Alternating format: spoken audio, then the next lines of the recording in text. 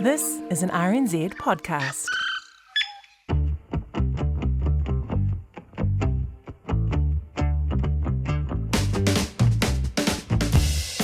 Want to know what's good to watch at the movies, or conversely, what you should avoid? Every Friday on Afternoons with me, Jesse Mulligan, our critic tells us what's hot and what's not in the world of cinema. Take a listen for the latest on new releases, behind-the-scenes dramas and scoops from directors with critic Kate Roger. Critic Dom Corry joins us now. Hi, Dom. Hi, Jesse. For once, Dom, you and I have a movie that we've both seen that we can talk about. My only excuse is I've got 4 kids and it's quite hard to get out and watch the movies, but I took one of them with me this week to see The Mandalorian and Grogu. Tell me what I should have thought of it. Tell me what I should think. I saw you at the screening. How old was the kid you took? My child, Felix, 10 years old. And what did they think? He seemed to enjoy it. My kids not overly demonstrative when I take them to do things. I think they enjoy it. I'm like, tell your face. But he was chattering through there. I think he liked the coolness of the main character. You know, I mean, it's not very PC, but I think boys do like people doing awesome fighting and shooting and weapons and all that sort of stuff.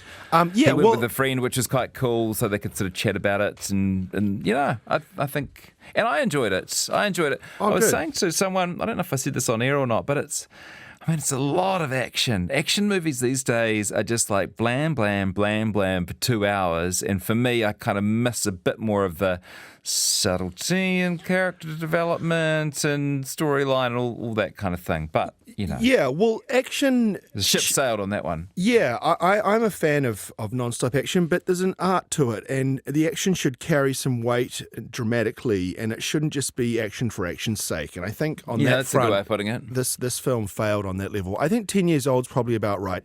This feels... Look, George Lucas has always said Star Wars is for kids, but boy, is it now. And this felt like... Sometimes when a movie would come out in the 80s, they'd put out like a children's story book version of it. It was like a pared down... This feels like a pared down basic version of what I love about Star Wars. I was really unimpressed by this film, I'll be honest. You hadn't watched the series, had you? Correct. And some of the episodes of the series were way better than this. This felt smaller than the show. The whole impetus with this movie version of a TV show is to make it feel bigger and justify going to the big screen. Yeah. But they simplified it and went smaller.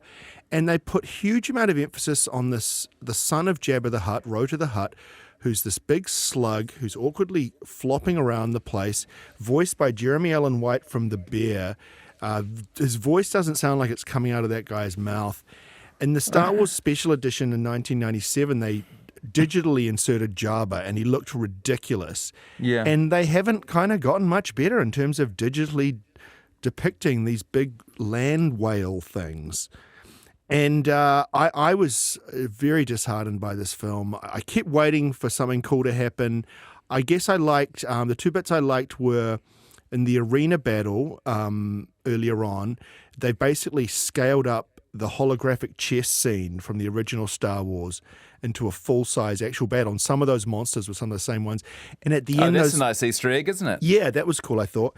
And at the end, excuse me, there's these 2 big kind of steampunky robots that were animated stop-motion style, which is how we used to animate these things before CGI. Oh, yeah. Stop motion, where you film it, move it frame by frame, and things like the AT-AT walkers and the Tauntauns in Empire Strikes Back. They were stop motion. They were done by Phil Tippett. They brought Phil Tippett back, and there's just a charm to a physical object being in the space. Did you happen to notice that at the end with those two robots that they sort of look a bit different to CG? Did you know? Were you looking for that? Like, I was looking for that. What's happening? Yeah, but I think I would have noticed it too. Is it a success? Is it because I was going to say, is it a success if I notice it, or a success if I don't notice it? I'm not sure what the answer to that question is. But those are the 2 little things that jumped out to me. There's nothing resembling character progression in this story. It's very basic. It felt episodic. It's literally a film of 2 halves. It felt like one story ended and then another one began. And but 10-year-olds probably lap it up. Is what it really comes down to. Do you want to tell people about the story and where it fits in?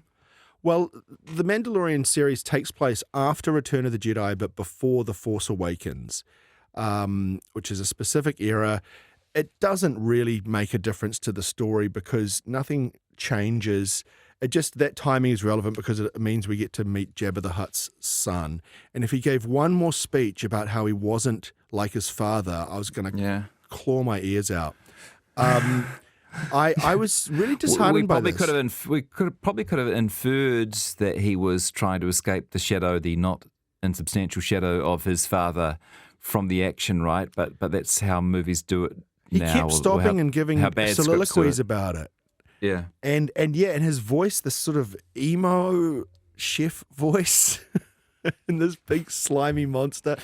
I saw his name in the credits and I was trying to work out who he was. I didn't realize that he was Jabba's son. Yeah, Rota the Hutt. And also, Pedro Pascal, who voices this character, he takes his helmet off for 1 minute in the film and he wouldn't have even needed to have been on set. And it sort of says so much about where Star Wars at. Is it like, oh, we need to set this up so we're not beholden to any one actor or anyone's availability. We can just shoot this whenever we want. And because you never see his face, it doesn't matter. And that reeks. I just think it represents everything that's gone wrong with Star Wars since Disney took over the franchise. There's nothing new here. It's all member berries. It's all nostalgia. It's all just reminding us of things we liked before and not pushing anything forward or doing anything remotely interesting. I thought it was an epic fail. Thank you. I presume the original Darth Vader and Chewbacca were Peter Mayhew and what's-his-face, the bodybuilder, were always on sets. Do you think they would make Pedro Pascal show up for the scenes, given that his body isn't particularly distinctive? I guess you're right in that Star Wars does have a tradition of different people doing the voice as far as who's portraying them physically on set. But just to hang an entire film on a character who never gets to facially emote is an issue. And look, I'm not made of stone. Yeah, that's Baby true. Yoda is cute. But there were some big reactions in the theatre every time that baby Yoda came on screen. Like, people do really respond. They've obviously got, they're tapping straight into our emotional brain with the appearance of that thing. We've evolved to find gremlin-shaped creatures cute. Mm-hmm. But yeah, it did remind me of the Mogwais from Gremlin, and the director of that film thinks Baby Yoda ripped him off. But yeah, it's perfectly nice, and I think it's for kids more than any other Star Wars film has ever been for kids. And it's the first Star Wars film in 7 years, and it just couldn't inspire less hope. I'm going to read out this text from Neil because I know you can handle it, Dom. Tell your Star Wars guy to ease up. It's a very good movie for children, not chronological adults. Kids will love it. My daughter loved it. I, as an adult, liked it. I give it a 0.6 Rogue Ones. That's from Neil. Well, he doesn't sound like he's disagreeing with you. Yeah, speaking as a chronological adult, I did acknowledge that it was for kids. So I don't know what this guy's problem is. Hey, he's 0.6 Rogue Ones. That's going way too far. It's about a tenth as good as that film. Okay. Good stuff, Dom. That's The Mandalorian and Grogu in theatres this week. What is Obsession? Obsession is a film that came out last week that is one of my favourite films of the year. It's a horror film about a nice guy who's obsessed with his co-worker / friend, and he buys from a crystal shop like an arcane sort of novelty item that gives him one wish.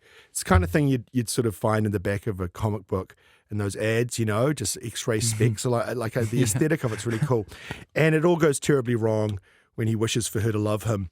And, the monkey's paw trope, which is be careful what you wish for. You wish for something and it goes horribly wrong. It's one of the most run into the ground story tropes in modern narrative. It's like saying it was all a dream. You just can't do it anymore unless you're really bringing something interesting to the table. And so as basic as the setup is for Obsession, just the execution of it was so good. It was really dark and really funny, and it's kind of about male entitlement and misogyny. And on some level, it's kind of about how guys who are generally useless, who when they obsess over a girl and then like they get her and then can't handle that she's a human being and has her own personality and faults, which is a classic dynamic you see in a lot of guys. They sort of they idealize an object of obsession and then just can't sort of deal with the warts and all reality of being in a relationship. And so there's some of that in play here. But it's a low budget film that has been a massive breakout success in the States, and it's still in theaters here. And I just could not recommend it highly enough. I just thought it was so cool. Oh, good.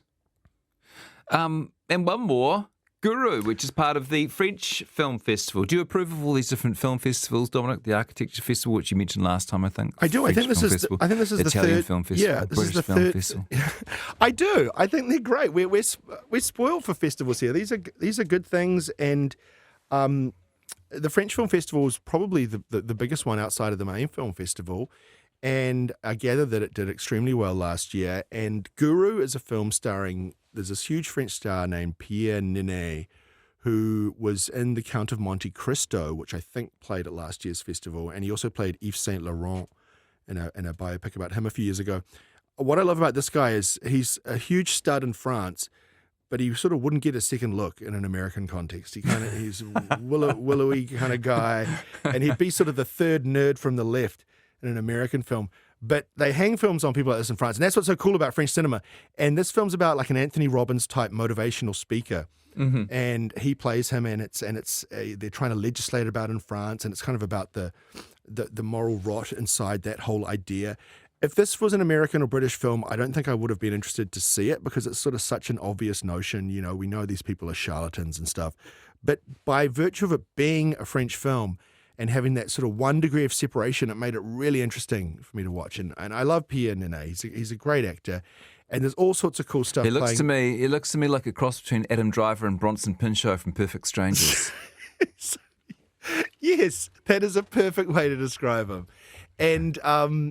And he's great in this, and there's other cool films playing at the festival. There's a new Francois Ozon film. He's done an adaptation of Albert Camus' The Stranger, which got a lot of attention in France. Nice. This festival, it starts on Tuesday, I believe, in Auckland, and then rolls throughout the country. Colours of Time is the opening night film, which I have not seen, but I'm very interested to see about these cousins who inherit a house and sort of learn about their distant relatives' history there. French cinema, you know, they make films about stuff in a way that a lot of other countries don't, and I love them for it. And they've got an intellectual curiosity, and it's a mainstream idea there to ponder the philosophical nature of things, and that comes through in their cinema a lot. So make sure you check out the French Film Festival starting next week in Auckland. Thank you, Dom Corry. Cheers, Jesse. Have a good one.